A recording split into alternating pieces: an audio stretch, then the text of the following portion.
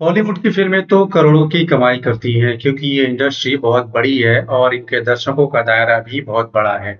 लेकिन ऐसा भी नहीं है कि सिर्फ बॉलीवुड की फ़िल्में ही करोड़ों का बिज़नेस करती हैं। अगर भोजपुरी इंडस्ट्री की बात करें, तो इस इंडस्ट्री ने भी अच्छी फ़िल्में दी हैं जो बॉक्स ऑफिस पर सफल भी हुई हैं और करोड़ों का बिज़नेस भी किया है।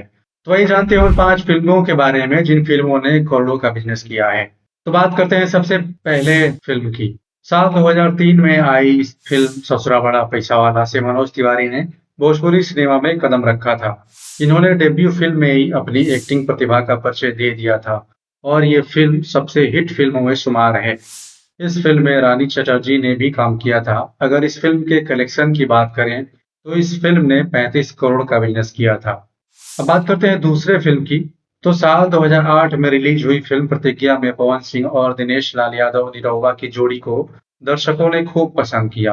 अगर रिपोर्ट्स की माने तो बताया जाता है कि इस फिल्म का निर्माण 78 लाख रुपए में किया गया था और इस फिल्म ने बॉक्स ऑफिस पर बजट से करीब 28 गुना ज्यादा कलेक्शन किया था। तो बात करते हैं तीसरे फिल्म की जिस फिल्म का नाम था गंगा देवी।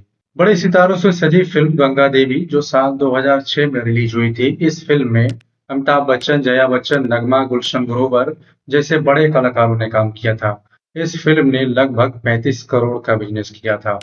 अब बात करते हैं चौथे फिल्म बॉर्डर की। दिनेश लाल यादव निरहुआ की फिल्म बॉर्डर जो साल 2018 में रिलीज हुई थी। देशभक्ति पर बनी इस फिल्म ने 19 करोड़ का बिजनेस किया था। अब बात करते हैं पांचवी फिल्म निरहुआ हिंदुस्तानी की। तो निरहुआ हिंदुस्तानी दिनेश लाल यादव की 50वीं फिल्म थी।